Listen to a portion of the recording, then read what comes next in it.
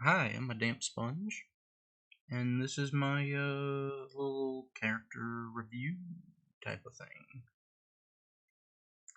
So the character that we'll be reviewing today is he's like a grunge wrestler. The reason that it's like a grunge is because they have poisonous skin, which if the other person fails a con save, then they have disadvantage on ability checks. Getting out of a grapple is considered an ability check. So it kind of like limits them to you. One thing though about grappling that's like it's not exactly stated in the rules. Like in the rules, it's like you can grapple a creature that is your size or smaller, but grunge are like small. So if a small creature grapples a larger creature, um, one of the points of grappling is like you get to restrict their like movement. Like you get to place them where you want. So, uh, so with a small grappler, I just usually call it grappling of the small or for the small. I can't remember the exact term I'd use for it, but basically you're gonna attach yourself to them like almost like a parasite or like just like something climbing onto another thing, and your grapple checks are basically gonna see if you can hang on to that person while they try to remove you from them. Now, this wouldn't allow you to prevent them from moving, but at the same time, if you like ride them, then you just kind of go where they go, you know? So, yeah, that's kind of like the idea. A character that I have for it right here, I got a little photo from. Um, he's more of like a wild man type of guy. Like, his background is like a tickle belly nomad. So a nomadic wild type of guy. I have here listed.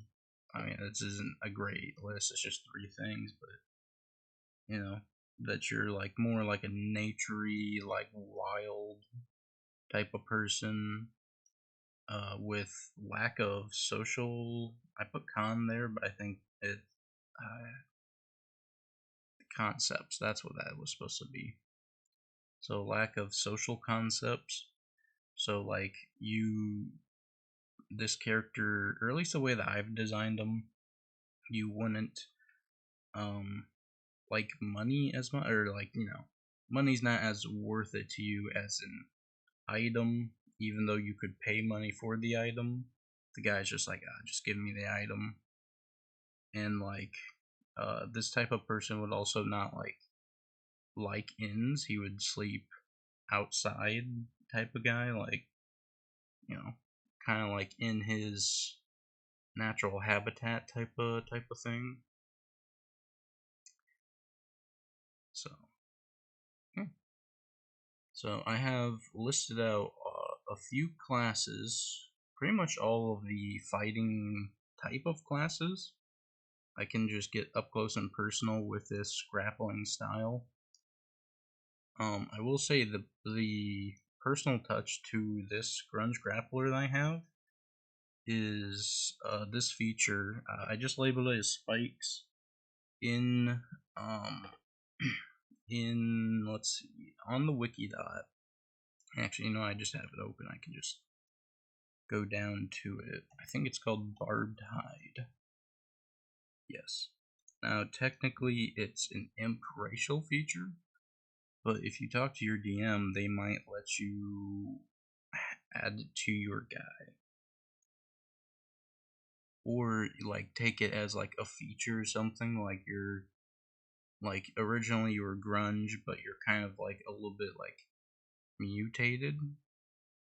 And basically this is what I'm looking at, where as a bonus action you can have small barbs come out of your skin. Each barb, or when you deal damage like person to person, you can deal an extra d6 of piercing damage. So if you're grappling them, they're grappling you. So a DM might also see this and be like, well, if your fists are also barbed, maybe, if you're punching someone who doesn't have good armor, that maybe that damage could also go through. There's a lot of leeway with this because it's not like all exact. It's between homebrew and like rule bendy type of things.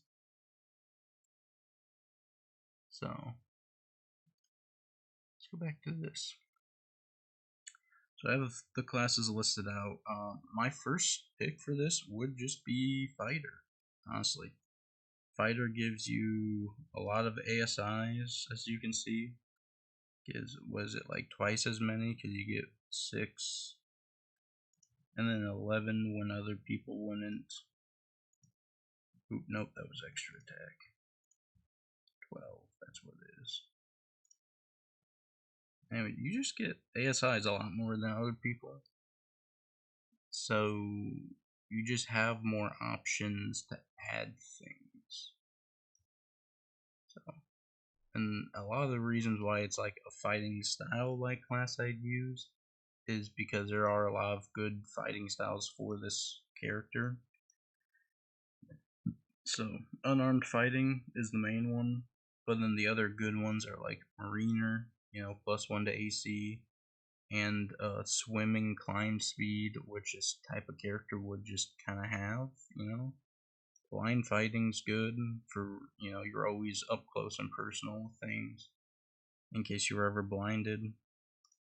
And defense, which is just a plus to AC. So, yeah, the only thing with fighter is that you would need. Oh, I'm tired. Anyways, with fighter, you do need your guy to have armor because there's no unarmored in the fighting class. So if you can just take like a nice light armor. If you didn't roll good stats, maybe a medium. I feel like no armor fits the person more, but mechanically that's just not here, and that's a lot to like ask, unless your DM lets you take it as like a feature, or sometimes they give you like they let people pick a feature or something worth X amount of gold at the start of a campaign or a one shot, and you can choose that. Also, something I forgot to mention about the grappler, the small.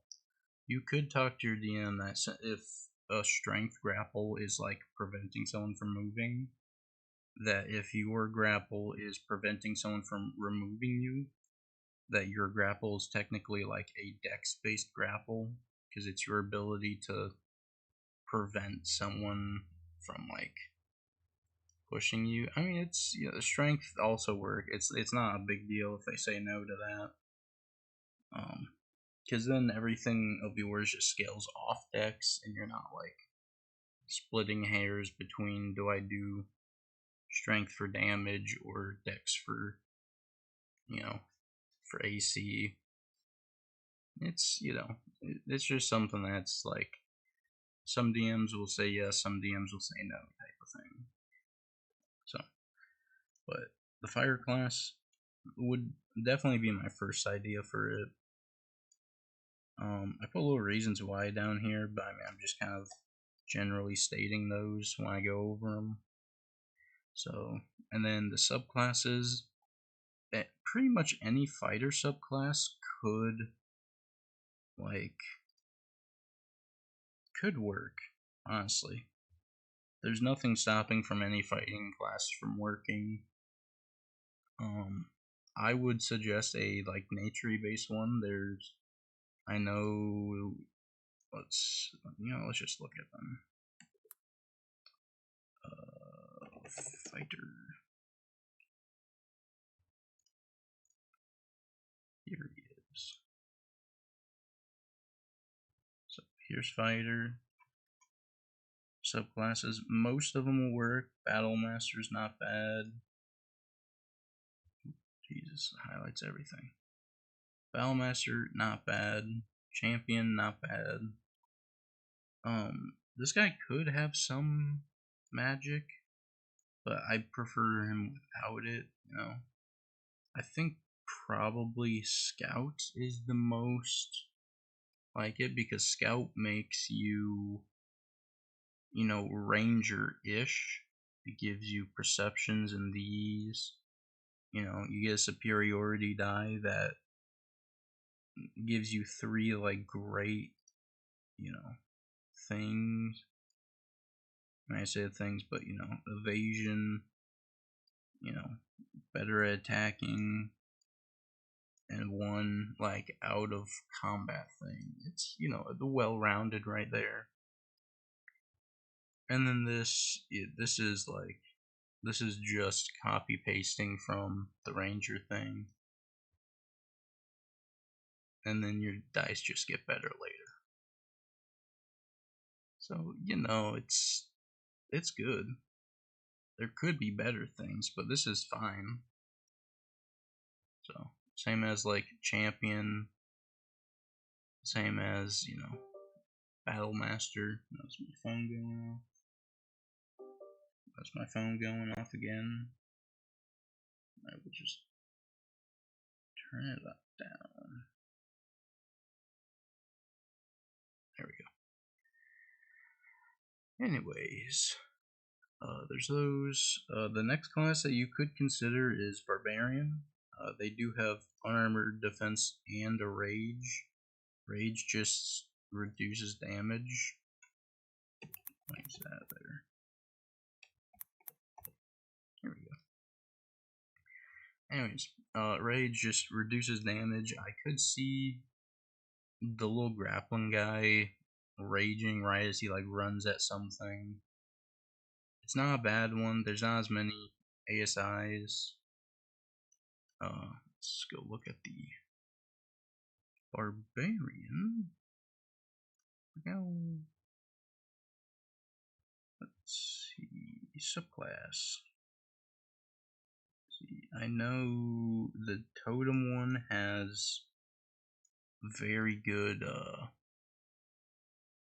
resistances. You know, they have all the little animals giving you different effects. You know, the eagle, the elk, the tiger, the wolf, the bear, which the bear at the later, is it the later one or the first one? The first one makes you resistant to all damage types. That's very good. See, later on, getting, you know, eyesight's good. That's elk's not bad, honestly. It's kind of like the character too, and like very in tune with nature, so maybe their travel is, you know, a little faster. So proficiencies, not bad. Hunting sensibilities, I mean, it is, you know, this character would hunt for every meal type of guy. So, I mean, the tome one's the first one I think of. Most of them, honestly, would work. So, and I'm kind of presenting this character semi like how I would do it, but I'm also saying, like, you know, there's, when it comes to D&D, there's like options. So this, I mean, this isn't the number one I'd think of.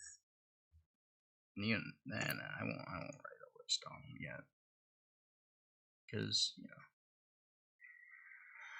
But yeah. Anyways, like I was just saying, this game's very open-ended. The way that I present a character is not going to be a way that you necessarily play it, and you might like a slightly different play style. So, just showing a few of them.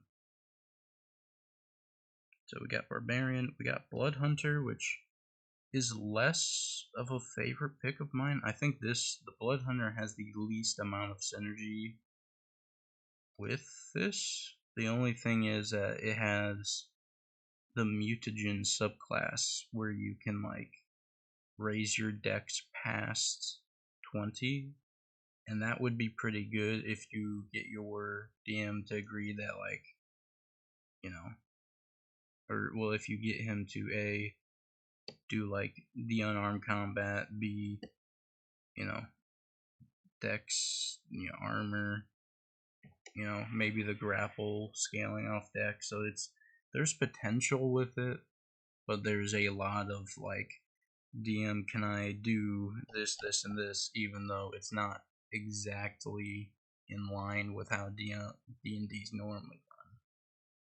You know? So, I mean, yeah.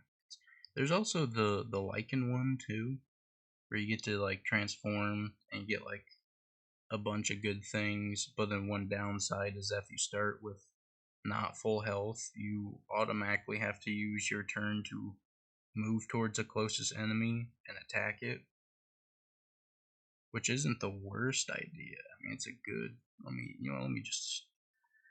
pull her up.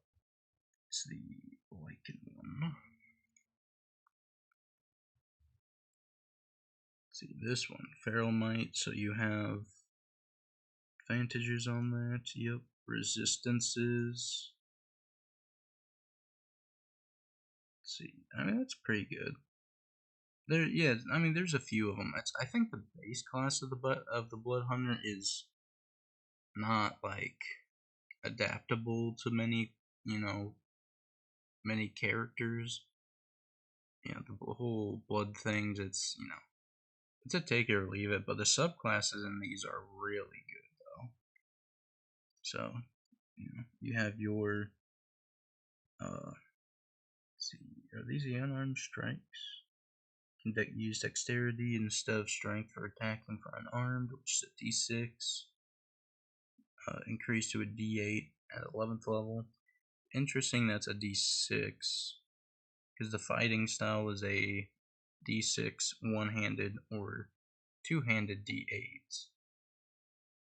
So, you know, it's something. And then additionally, when you make an unarmed attack, you can make one additional strike as a bonus action, which is a pretty common thing for some fighter classes. I know monks get it. I know you can take the crossbow feat, so you can make attacks with a hand crossbow and then make an extra as a bonus attack. Those are, you know, those are nice. Also, if you dual wield, you technically get that too. So yeah, it's a nice one. And then the one downside is you have bloodlust. You know, which you kind of, you know, you have to use your turn to attack. Which in most fights you're not using it to do pretty much anything else. There is a little play here too that you could do with roleplay, where if you were technically not full health, if you do not heal after a battle, and let's say you go to a tavern and your DM's like, hey, there's a guy sitting in the back corner, and you know you know that this guy's like an asshole, and personally you don't like him, would the DM say like, oh, this technically triggers, you have to attack him, you know? Which I think this is only with your transformation, technically. Yeah, for 1 hour you transform. How many charges do you get of this?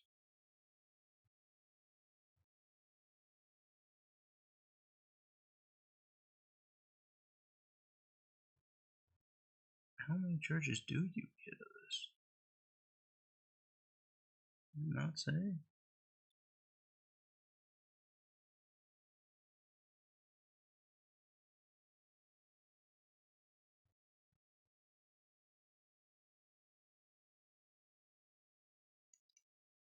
It doesn't say. So I don't know if these transformations are unlimited or if you're using your blood rights as like the fuel for it.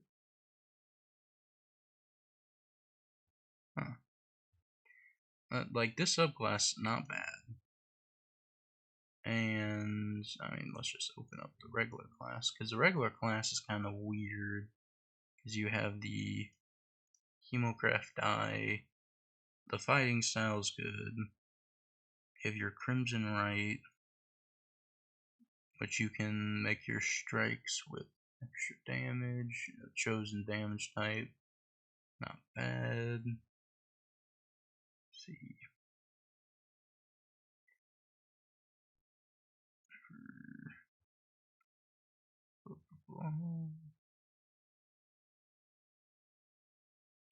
Let's see, like brand. I mean, yeah, like this as an overall, it's not a bad class. I think it's just very weirdly put together. You know?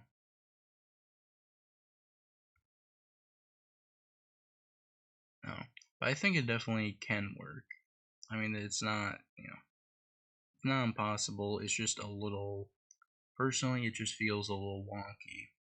But it has good class, not like class, it has good subclass features.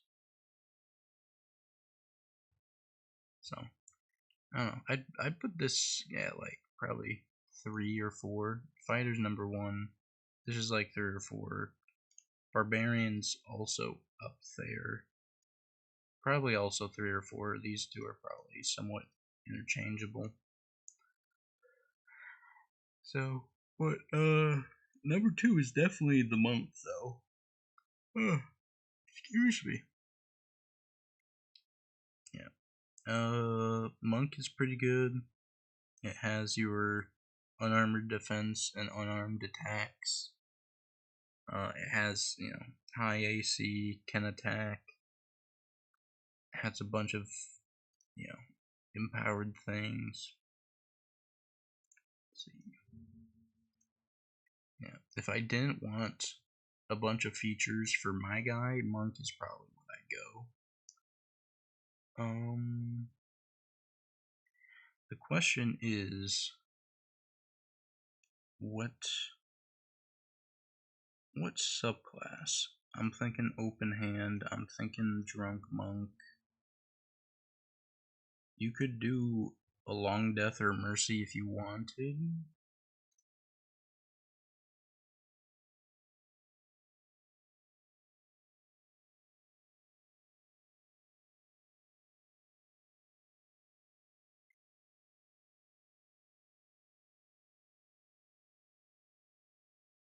Yeah. I mean, open hand's not bad. A little bit of effect on your unarmed, a little bit of healing. It's not bad. Let's see, drunk one. You gain your leap to your feet.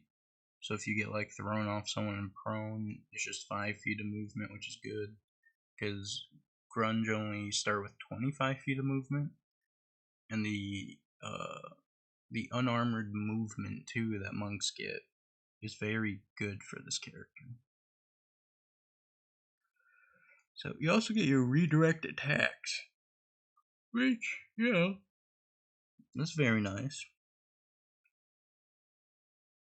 So, and then what else is there? Oh yeah, the monk's arrow catching too. That's not bad. Yeah, monk. I would say monk is a highly what am I trying to say? I was gonna say highly contested, but that's not the right wording. It's just up there. This is the number 2 slot. Is for what I would personally pick. I like fighter. Monk not bad. These two pretty interchangeable for my idea for the character. And over here we have Ranger. A Ranger mainly because it's nature focused. You do get fighting styles level 2, and you get spells that could be seen as less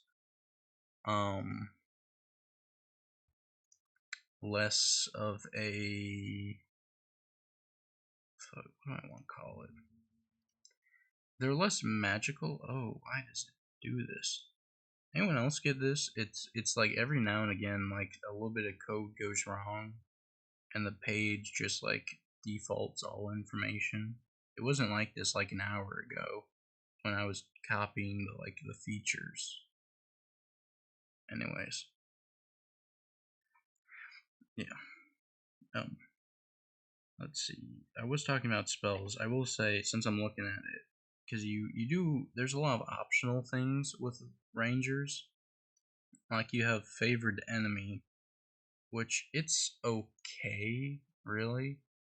It's all like out of combat. Like if you're making wisdom and survival checks against like a certain race, it's like good, but that doesn't really help you, you know? But then favored foe makes it so if you hit someone, then you kind of like mark that person, and every additional blow that you deal to them is just an extra like d4, which is good. It's more of like a targeted. It's like a slightly worse hunter's mark, you know. But it's still good. It's like half a hunter's mark, half being 2 parts of a d6, and you don't have like a connection to like tracking them, I don't think. So, but you can only mark so many people like this too. So it's not like it's infinite, you know. And the damage does scale. So it's, it's not bad. It's just Hunter's Mark built into the kit. So this one, Natural Explorer, it's also good. I could see this character having all this, difficult terrain, does not slow. You know, the foraging and navigating and tracking being better. Traveling alone can be stealthy at a normal pace. All these are nice things, but then I could also see Deft Explorer, where you get, see, what is it? Extra proficiencies. You get walking speed increase and a swim speed.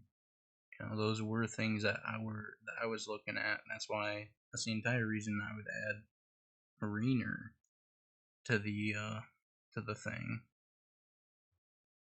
Is swim speed, climb speed, and +1 to AC is always nice. So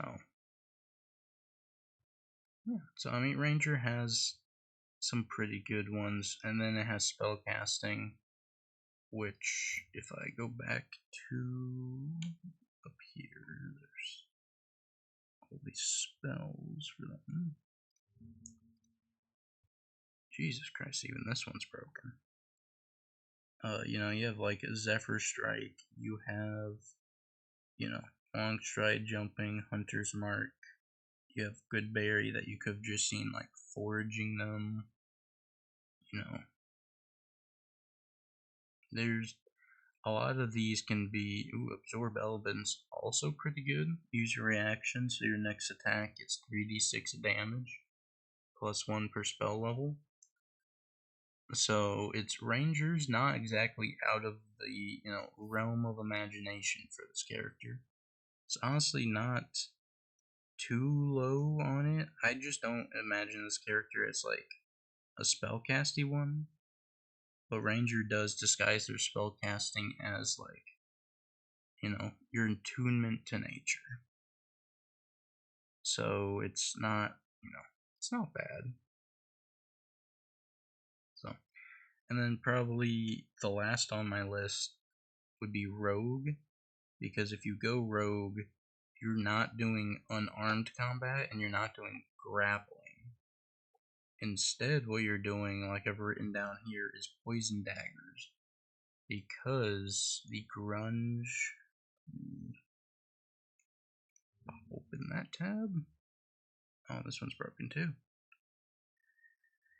Let's see, the grunge can apply poison to a piercing weapon, which would be a dagger. Or I would, I can't remember if daggers are piercing or slashing, but either way, it's not unreasonable to say that you rub your poisonous skin on the dagger to add just a little bit of extra damage. So, and one thing I do have kind of a gripe with is that this doesn't scale at all. I kind of wish it was a con save, but the DC gets plus proficiency. Like a 10 plus proficiency, so at least it scales a little bit with how the campaign goes. I think that would balance that a little bit better. So, and then an extra 2d4 damage. So the other things that rogues have going for them too is they have a lot of like expertise in here. Sneak attack is nice, it's not bad. But, you could have like expertise to show that you're a real, naturey outdoor type of character. So they also get like their evasion, reliable talent, blind sense. The rogue class does have some pretty nice things that would be good for a grunge, but then you're starting to walk away from the idea of the character that I started with, which isn't bad. This can be its own little character guy. Like,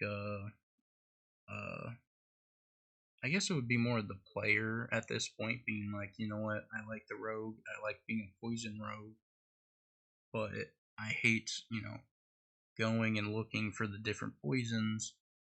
I just rather wish that it would just be like an innate part of my character, is just to have it. And that's basically what it is.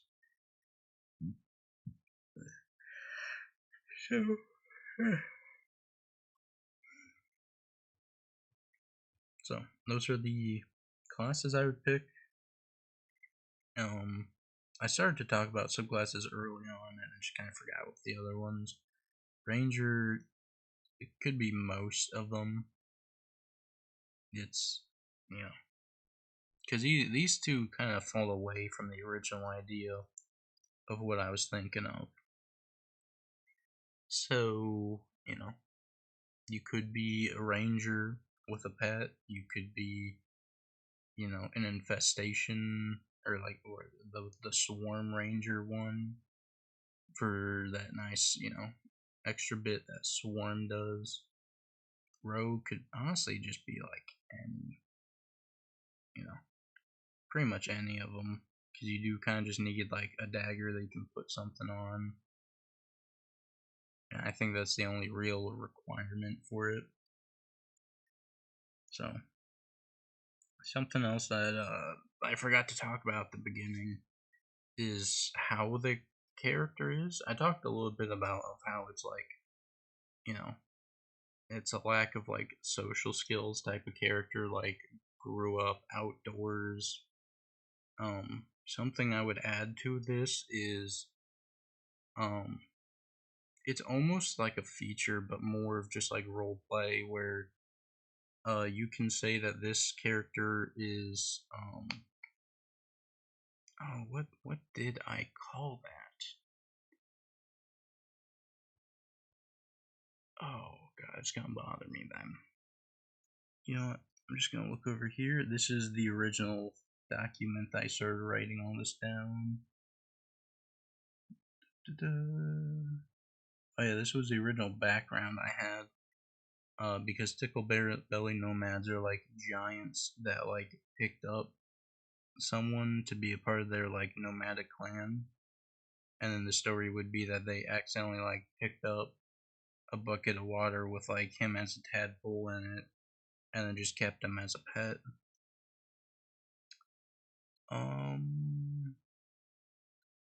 What did I call that? Did I not write down in here?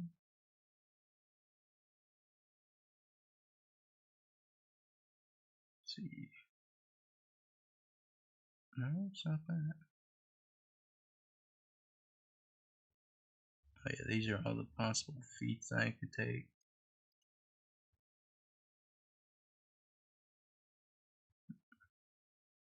No. Anyways, whatever I called it, it was basically like knowing that this guy is like, they're humanoids, but this one's still like quite wild, and since they would hunt for their food every day, that you could say that they are a hunter of like small mammals, or like oh god, I had a really good term for that. I don't know, whatever it was basically like they hunt things that are smaller than them. So like, like regular frogs, rats, things that you would just find outside, maybe a bird or two. And then instead of saying like he goes to the tavern to eat, you would say like he goes outside to the alley to see if he, finds a rat to snack on or something. So, a little bit of like flavor to the character. It would also prevent them from like having to pay for meals, which is like, if they don't really believe in money as a concept, then that's that's something. I also had several ideas of like interactions they would have, where like even though they don't shop, and like when a character goes to a shop, sometimes people go, sometimes they don't, but sometimes people regret not going with them because during the moment they have like something like witty to say, or something that their character could have added to the experience. So instead of saying that your guy just waits outside, or that he's just not interested at all, you could say, he's going with the group wherever they go. He's not really buying anything. And if your teammates pick up that his skin is poisonous, that they bring him in almost like a pet, and then they show him off to the shop owner. The shop owner, like, pets the frog, and then they're poisoned, they or have the potential to become poisoned, which gives them disadvantage. So if your party wants to be a little greedy and be like, oh, we want this, but we want it $100 cheaper, you technically poison the shop owner, so he has disadvantage on making, the persuasion, or the persuasion check that you're gonna make against him to, convince him to make it cheaper. So there are uses for him that he might not be like, might not be for his benefit, but for the group's benefit, you could use it. Another funny thing is that if you were into, it's not exactly PvP, but it's like the poison skin doesn't say enemies only. So if your friends are like fucking around and you guys are like hugging and stuff, then you could be like, make a con save, and then they make the con save, and if they fail it, then the next ability, the DM might be saying like, oh, you still feel a little woozy from touching your friend. Why don't you make this at disadvantage? So, some fun little things to do with this type of character. So, also, I don't think I explained the spikes thing very well. When you take barbed hide, it does piercing damage.